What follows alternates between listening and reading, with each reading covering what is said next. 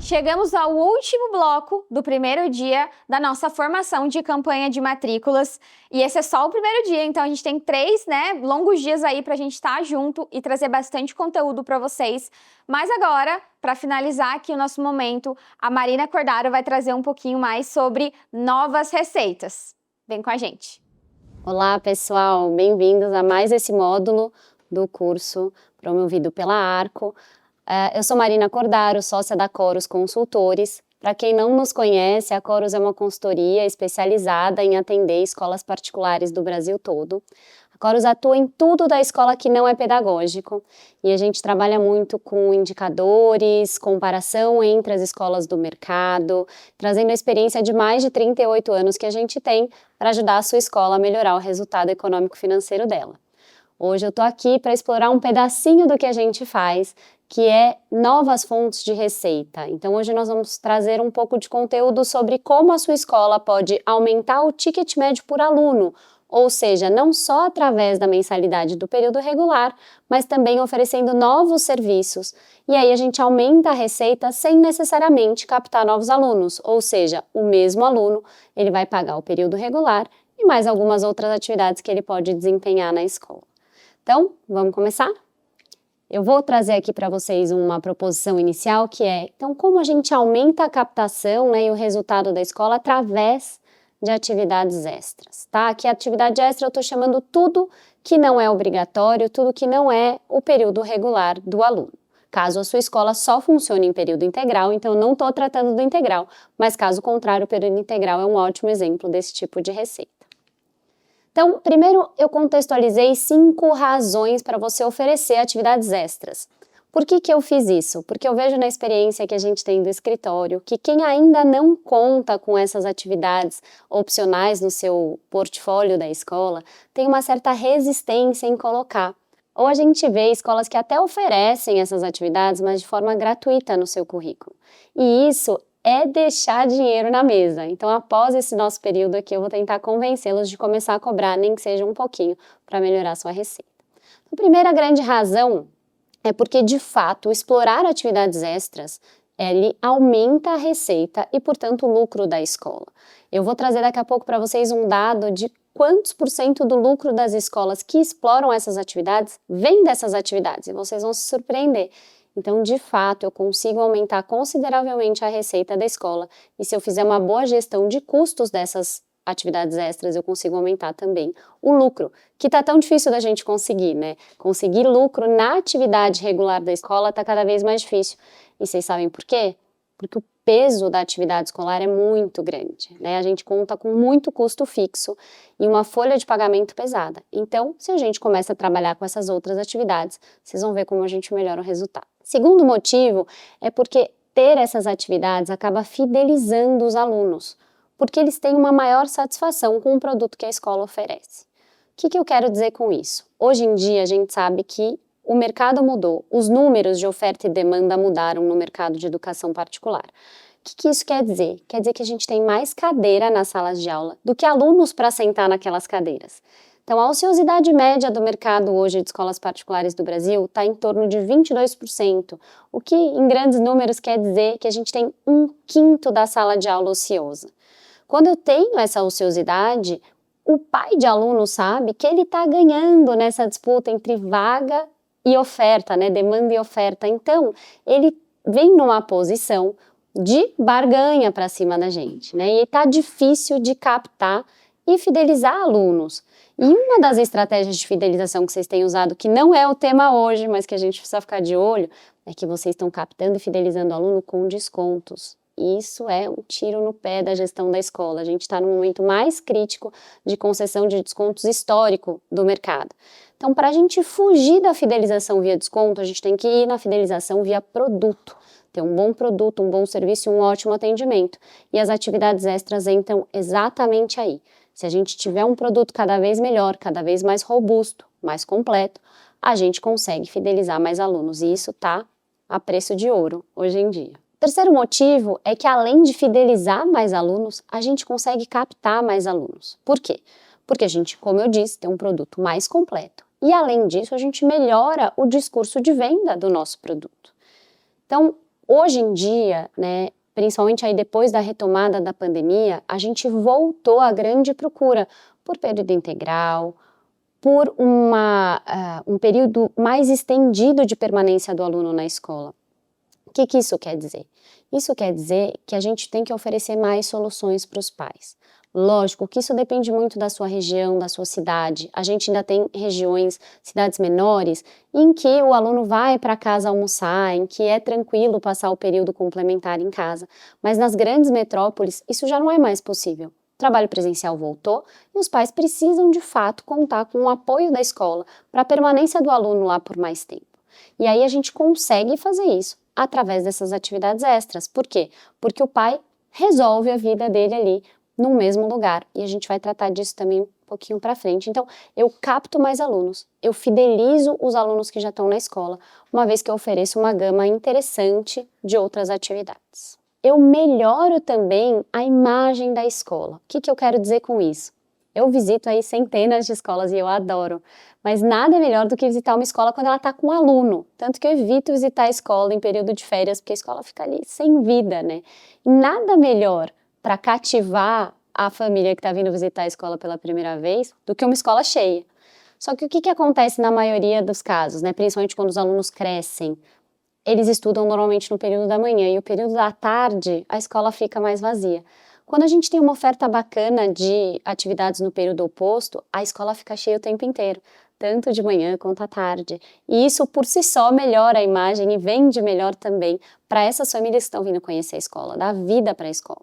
Então, ter atividades durante o período todo é ótimo, pensando em marketing, que é até um tema que a gente vai tratar melhor aqui amanhã, mas que já é um diferencial. Agora, em termos de ocupação do espaço, o melhor é ter gente o tempo inteiro, uma vez que o aluguel é um custo fixo e eu estou com a sala vazia no período complementar, então vamos colocar a atividade para ela funcionar o tempo todo e aproveitar melhor esse aluguel que já está pago. O quinto motivo, que eu dei um spoiler ali no ponto número 3, é o que a gente chama de one-stop shop. O que isso quer dizer? Eu paro num único local, meu filho fica lá pela manhã, ele faz todas as suas atividades do dia no mesmo local e eu busco ele no final do período. Então, o que isso quer dizer? Que eu resolvo, né? Porque hoje em dia a gente tem um monte de demanda. Tem até uma certa crítica à criança que faz muita coisa, né? A gente brinca que o ócio criativo faz parte, mas, de toda forma, normalmente as crianças fazem o período regular, elas fazem uma segunda língua, algum esporte é muito importante, e se você não resolve esse assunto diretamente na escola, você vai ter que pegá-lo e vá para as diversas atividades que ele vai ter que fazer. Isso também, dependendo da rotina da família, não cabe hoje em dia. Então você tem que pegar na hora do almoço, aí leva no inglês, aí volta para casa, daí leva no futebol, daí volta para casa. A gente pode resolver isso tudo num lugar só, tá? Então, assim, tentando resumir alguns motivos para incentivar vocês, esses foram os 5 que a gente selecionou. E quando eu exploro de forma adequada essas atividades extras, eu atendo 2 campos. O primeiro é um campo financeiro e o segundo é o campo estratégico. Então, financeiramente, eu aumento o lucro e eu gero mais caixa, certo? Isso ajuda muito, principalmente num tempo em que não está fácil a gente conseguir resultado no período regular, como eu já disse. E na questão estratégica, eu tenho mais condição de fidelização e captação de alunos no longo prazo. Então, um vai apoiar o outro, né? Ao ter uma captação e fidelização melhor, eu vou acabar aumentando o resultado e um resultado maior me dá mais gás para investir cada vez mais nessas atividades e isso vira um ciclo virtuoso. E isso com investimento baixo. Isso é um dos grandes diferenciais de atividades extras, né? Porque, por exemplo, ontem mesmo eu fui visitar uma escola no sul do país e aí lá, óbvio, eles têm uma condição especial, uma cidade que tinha espaço físico e eles começaram a abrir. Então, eles tinham uma primeira escola e eles abriram uma escola internacional. Eles abriram um espaço adicional para uma outra proposta, uma outra marca da mesma escola. Isso é muito bom, mas exige alto investimento. Então, a gente precisa pôr muito dinheiro para depois recuperar. As atividades extras não. Daqui a pouco eu vou dar exemplo do que eu estou falando, de fato, que seriam essas atividades, e vocês vão ver que como a estrutura da escola já está montada, o custo adicional para eu começar uma turma de atividade extra, seja ela um idioma optativo, uma aula de esportes, ou até mesmo um contraturno, que é um pouquinho mais complexo, mas ele não exige muito, né? O grosso já está ali, já está feito. Então, esse combo é um combo super vencedor. Além disso, a gente tem uma vantagem comercial adicional, que é, no período regular, eu tenho uma constituição, e no período extra eu tenho outra. O período regular, ele funciona como uma venda padrão, né, com pouca possibilidade de variação. Ou seja, eu tenho um aluno que está em certa idade, ele vai entrar num certo ano e vai cursar o curricular, né? A mensalidade está dada, o ideal é que a gente não dê desconto, mas eventualmente a gente dá, mas não tem muito por onde mudar essa oferta desse produto. Além do que, a decisão do preço da mensalidade ela é tomada uma única vez no ano. E se a gente erra, é um problema, né? Esse é um tema para outro encontro nosso. Mas enfim, é um regular muito mais engessado. Já no período extra, eu tenho uma venda que ela é modular. Ela pode atender exatamente o desejo do cliente, ela pode mudar ao longo do ano e ao longo do semestre. Então eu posso vender. Eu não preciso que o aluno comece no começo do ano, ele pode entrar em março num curso, ele pode cursar 3 meses, não gostou, vai para outro curso, ele pode ficar os 5 dias da semana, ele pode eventualmente ficar 1, 2, 3 dias, ele pode ficar 5 dias, 2 horas, ele pode ficar 3 dias, 4 horas. Isso vai muito do cardápio que vocês vão oferecer para o aluno, mas ele é muito mais fácil, né? Ele é menos engessado. E aí, mesmo com tudo isso, o nível de utilização que as escolas têm dessas atividades, ela varia muito, né? É gigantesca a diferença. Então, a gente tem escolas que exploram bem pouquinho, bem timidamente, como eu falei, eventualmente até fazendo ali ofertas gratuitas para captar mais alunos, até escolas que ganham muito dinheiro com essa exploração, e eu vou falar já já para vocês até volume, né, dessa margem que vem dessas atividades para ver se eu convenço vocês a explorarem melhor. Vou fazer uma pequena pausa aqui para perguntar se a gente tem aí alguma dúvida, algum ponto que vocês querem que eu esclareça melhor. Joyce, a gente tem aí alguma questão? Temos uma pergunta, sim, bem interessante sobre esse tema, Marina. Vamos lá. Como comunicar uma nova receita? Por exemplo, cobrar uma atividade extracurricular opcional ou um evento sem que as famílias sintam que a mensalidade atual já não deveria estar incluso? Olha, essa é uma ótima pergunta, principalmente para quem ainda não cobra nenhuma atividade extra ou eventualmente faz, né, gratuitamente essa atividade extra, pode gerar na família uma dúvida de, poxa, mas eu já não estava pagando por isso, né? Ou você já não deveria ter colocado isso na mensalidade, agora você está querendo me cobrar? Então, é muito importante desde sempre, e aí isso tem muito menos a ver com estratégia e finanças do que com marketing, né? Então, isso tem muito a ver com o discurso de venda da escola. É muito importante que no momento da venda da escola fique claro para o pai o que é o período regular, o que está na mensalidade e o que não é, tá? Por quê? Porque se a gente vende uma proposta que o pai entende que aquilo já tem as atividades extras, vai gerar uma frustração. E aí é difícil da gente reverter essa equação. Outra coisa que pode eventualmente acontecer é o pai achar que o combo ficou muito caro. E aí, na verdade, ele vai tentar dar o nome, né, tá muito caro, isso não pode ser cobrado, porque ele não está percebendo, de fato, o valor da sua escola e da oferta que você faz para o aluno. Então, são temas interligados, né, que não necessariamente têm a ver com isso, mas que, se o pai não percebe o valor do que ele está pagando naquela mensalidade, ele vai reclamar, porque ele está comprando preço, quando, na verdade, a escola tem que vender valor. A escola está resolvendo a questão da formação do filho daquele pai, que é a questão mais importante da vida dele. Assim, a decisão mais importante na formação de um filho é aonde ele será educado. Então, eu entendo que a gente tem que rever um pouco o discurso de vendas, que é até menos a minha área, mas a gente, né, tem que tratar de tudo.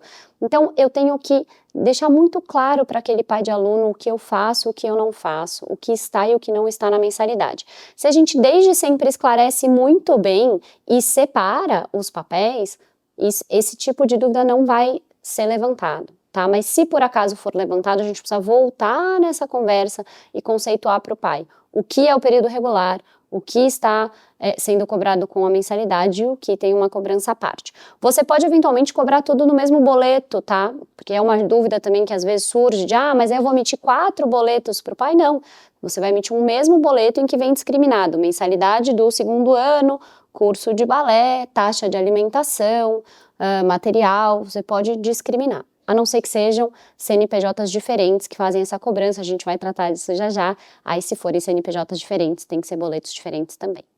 Certo? Vamos continuar? Então, vamos lá. A importância dessas atividades no orçamento, né? Então, eu fiz um levantamento lá na Corus, da nossa base de dados, que é bastante extensa, e separei das escolas que têm lucro positivo, tá? Porque, infelizmente, 20%, quase 20% das escolas trabalham com prejuízo, tá? Com déficit. Então, dos 80% de escolas que têm alguma margem de lucro positiva, qual é o percentual desse lucro que vem dos recursos gerados pelas atividades extras? E esse número vem mudando, então eu vou trazer aqui um pequeno histórico para vocês. Então, em 2019, pré-pandemia, 82% do lucro das escolas com lucro positivo vinha das atividades extras. Ou seja, se elas não tivessem essas atividades, elas teriam apenas 11% do lucro que elas tinham.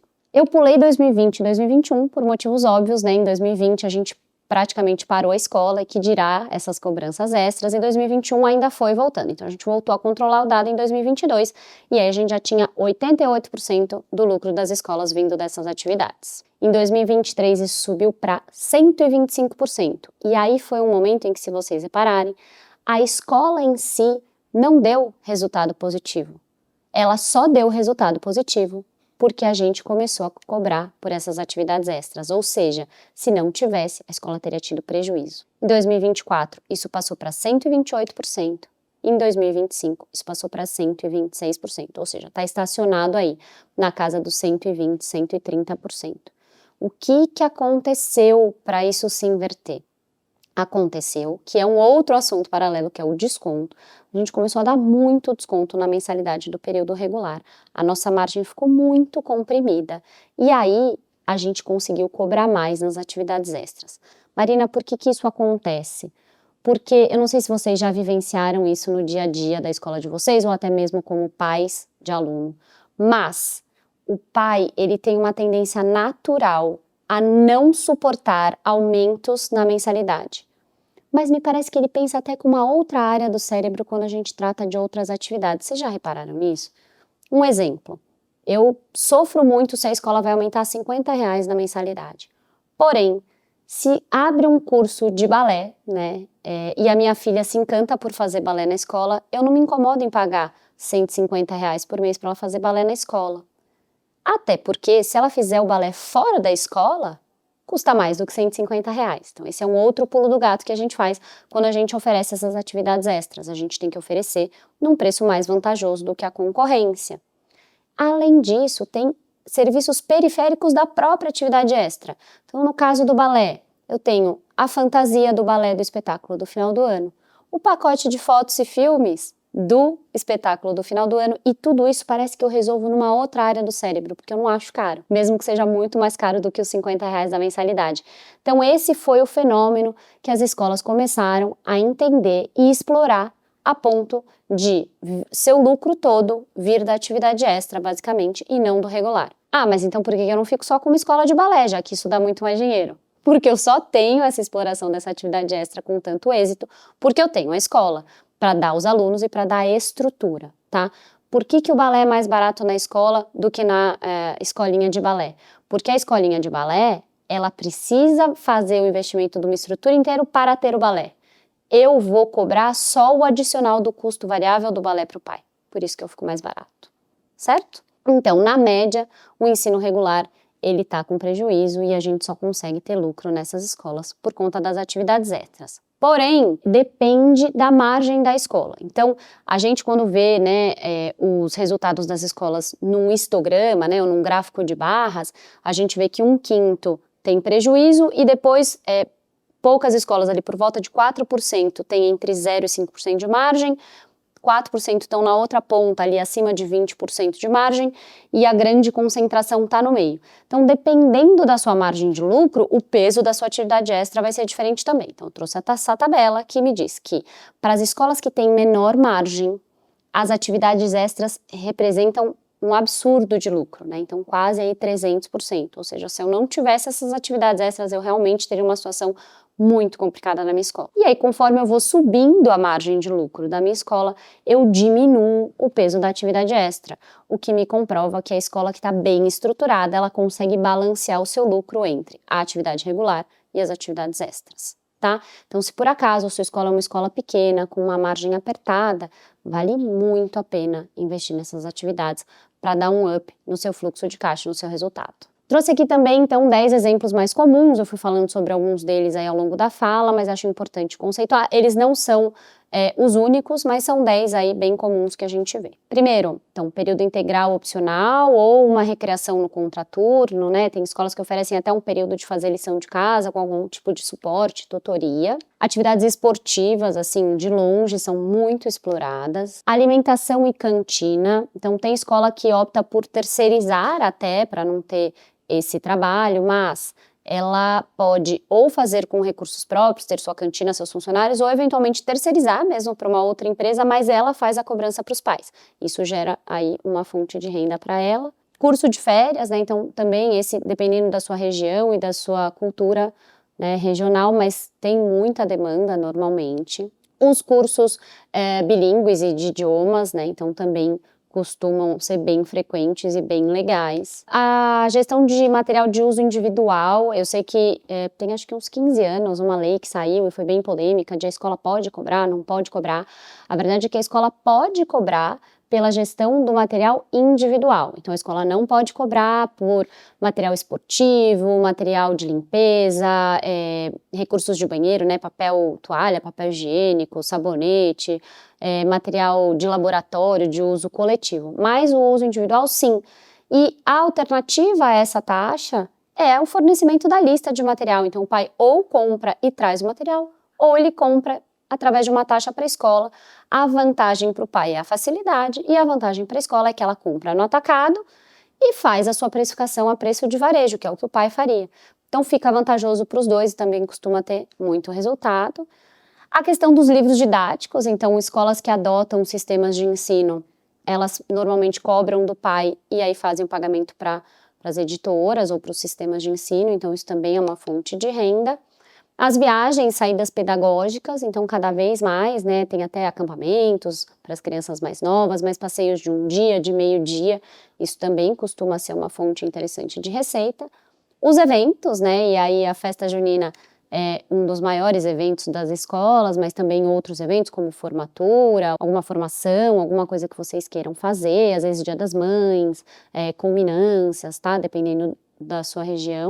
E também os cursos mais tecnológicos, então robótica, IA, agora tem uma onda de RPG, então crianças que se reúnem e tem ali uma mediação, né, de uma coisa mais lúdica, isso também tem crescido bastante. São algumas ideias, não são todas, mas ficam aí para vocês já começarem a pensar. E aí, a gente vai entrar aqui no final da aula numa parte mais técnica. Por quê? Porque se eu tiver convencido vocês a começarem a fazer essas atividades, vocês vão pensar, tá, mas é caro, como é que eu faço? Eu contrato o meu próprio professor, eu contrato outros professores, a CLT é muito pesada, é um dos motivos da gente ter uma folha tão pesada no regular. Então, eu vou passar aqui rapidamente alguns modelos de contratação que a gente vê possíveis e que existem nas escolas que a gente atende, para vocês também terem ideia, tá? Então, o primeiro modelo é o modelo tradicional CLT, você pode inclusive usar o mesmo professor que já trabalha, por exemplo, que dá aula de música na escola, vai dar o período complementar, aula de violão, e aí você vai cobrar extra. Então, ele tem um menor risco trabalhista, obviamente, mas um número grande de inconvenientes, que são os mesmos inconvenientes que a gente vê no período regular. Então, ele tem uma incidência de encargos, e aí dependendo do seu modelo tributário, vai ter mais ou menos, né, se você paga ou não INSS patronal. Então, a gente tende a levar aí a atividade para um período mais, para um preço mais caro. Então, ele leva uma maior rigidez no contrato e não tem flutuações, né? Então, se eu tenho 20 alunos de violão no começo do ano e, eventualmente, eles vão saindo no final do ano eu tenho 10, o custo do professor é o mesmo, ele vai ganhar férias, 13º, ocorra ou não ocorra a receita, tenha inadimplência ou não tenha, eu tenho aquele modelo bem rígido de contratação, tá? Mas a vantagem dele é que o risco é o menor de todos. Um segundo modelo seria o modelo PJ, que está sendo cada vez mais utilizado, principalmente nas atividades extras, por ser uma abertura aí legal a partir da reforma trabalhista de 2017. Então ele tem um custo mais baixo de encargos, porque é via PJ, e uma flexibilidade maior na relação, porque uma vez que não é um vínculo CLT, eu posso mexer nesse contrato de trabalho com a PJ ao longo do tempo. É importante porque nessas flutuações de número de alunos ou eventual inadimplência, eu posso combinar um modelo de remuneração com esse PJ diferenciado. É para todas as escolas? Não. É para aquelas que têm ali um tanto de tolerância a algum certo tipo de risco. Mas não é ilegal, tá? Depois da reforma trabalhista, a gente pode sim contratar via PJ. Uma observação importante: se você tem um professor no período regular, por exemplo, de música, contratado CLT, a nossa recomendação é que não seja o mesmo professor que você vai contratar PJ no período oposto, porque aí sim você começa a correr um risco maior ainda dessa contratação PJ, tá? Porque ele já tem um vínculo de CLT no outro período. Terceiro modelo é o modelo que a gente chama de modelo PJ, flutuante por aluno. O que isso significa? Significa que, diferente do modelo 1, que é o CLT, que eu pago um valor por hora-aula, e do modelo 2 PJ, que eu posso fazer um valor por mês fixo ou um valor por hora-aula, eu vou indexar o pagamento do professor ao número de alunos. Então, isso eu digo para o professor antes de começar, eu falo, ó, vou te contratar para dar aula de violão, você vai ganhar R$ 20 por aluno por aula, ou R$ 20 por aluno por mês. Tá? Então, o índice é em número de alunos. Qual é a questão? Ele dilui o risco da operação, porque se eu tiver muito aluno, é bom para os dois. Se eu tiver pouco aluno, a gente divide também esse prejuízo, mas ele também tem o benefício do ganha-ganha. Então, eu boto o professor para jogar o jogo junto comigo, porque quanto mais aluno tiver bom para mim, bom para ele. Então, quando a gente vê escolas que exploram esse modelo de contratação, é muito comum você ver o próprio professor falando para os alunos, poxa, traz um amigo para fazer uma aula teste da nossa aula, chama para ver a aula para a gente, não tem algum amigo da classe que quer, então a gente joga junto nessa conquista de alunos, e costuma ser bom para os dois lados, tá? A questão é que se você eventualmente, né, se você fixou pelo número de alunos, número de cabeças, e você, ali no momento da negociação, você deu um desconto para esse aluno, ou eventualmente você não deu desconto para ninguém, mas os alunos não estão pagando por inadimplência, a remuneração do professor não varia nada, porque o combinado é que ele vai ganhar por aluno. Pague ou não pague, com desconto ou sem desconto. Se for um bolsista, por exemplo, você vai ter que pagar a parte do professor, mesmo não tendo receita nenhuma. Aí, então, a gente vai para o próximo modelo, que é o modelo PJ, flutuante por receita. O que quer dizer isso? Eu vou fixar a remuneração do professor à receita gerada na atividade. Então, o parâmetro é, se esse mês entrou R$ 2.000 e eu te pago 50% da receita, então esse mês você vai receber R$ 1.000. No mês que vem aumentou o número de alunos ou diminuiu a inadimplência, eu recebi R$ 5.000, no mês seguinte você vai ganhar R$ 2.500, tá? Então, ele varia conforme a receita e não conforme o número de alunos. Então, ele também dilui o risco da operação, também é o ganha-ganha, mas o inconveniente que algumas escolas colocam é que você precisa ter muita transparência com o profissional em relação ao que você está ganhando. Então, você tem que abrir para o profissional qual é o aluno inadimplente, você tem que abrir para o profissional algum desconto que você concedeu, e algumas escolas são mais avessas a esse tipo de transparência. Então, se for o seu caso, de querer ficar mais, né, deixar o professor mais distante desses pormenores da operação, então talvez seja melhor fixar por número de alunos. E o modelo de flutuação por receita, para nós, no final das contas, parece ser o melhor pensando em custo e benefício, além de nos parecer mais justo para todas as partes.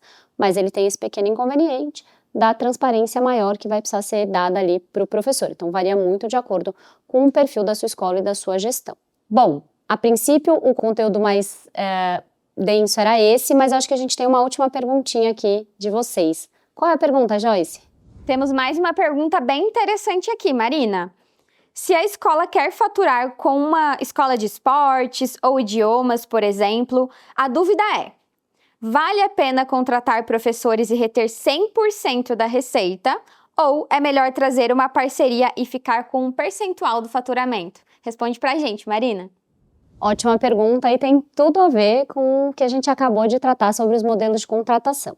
Existe um modelo de contratação que tem a ver com essa pergunta, que não seria necessariamente contratar professores individuais via PJ, mas eventualmente fazer uma parceria com uma escola de esportes, né? Hoje a gente tem até grandes marcas, então um exemplo que me vem aqui é o Gustavo Borges. Então ele tem a escola dele de natação e eventualmente ele aplica as aulas de natação numa escola. Acho que tem alguma coisa vinculada à NBA para basquete, tem a escola do Guga para tênis. Então a gente até tem algumas soluções já prontas em que a escola cede o espaço e uma empresa explora essa atividade. Ou eventualmente a gente pode fazer com os nossos próprios professores via PJ. Então assim, eu sinto que toda vez que a escola puxa a receita toda para ela, ela puxa também junto a responsabilidade pela gestão do negócio, pelo sucesso. Se der certo é tudo dela, mas se der errado, ela banca o prejuízo também. Então, uma vez que a estrutura da escola está pronta, ela já tem a sua atividade principal, que é o período regular. Minha opinião é que as outras atividades a gente divida mesmo. Então, a gente divide tanto o resultado, mas também a responsabilidade, o dever com aquela atividade que a gente vai explorar. Mas, de novo, isso vai depender muito do perfil da sua escola. Então, tem escola que é participativa, que os professores já são muito mais integrados ali nas decisões da gestão. E tem escola em que as decisões são tomadas na última esfera e elas, têm que ser seguidas pelo resto do pessoal. Tá errado? De jeito nenhum. São formas diferentes de gerir a escola. Então, eu acho que não tem uma resposta única, não tem uma receita de bolo, uma solução de prateleira. A gente precisa olhar o caso da sua escola. A única coisa que eu tenho certeza que é para todos é, se você ainda não explora essas atividades na sua escola, tá deixando dinheiro na mesa. A gente precisa olhar para isso e pelo menos fazer um estudo de como seria. Então, eu espero que vocês tenham gostado do conteúdo que eu trouxe hoje. A gente já está aqui no final desse primeiro dia de muito conteúdo, espero que vocês tenham gostado.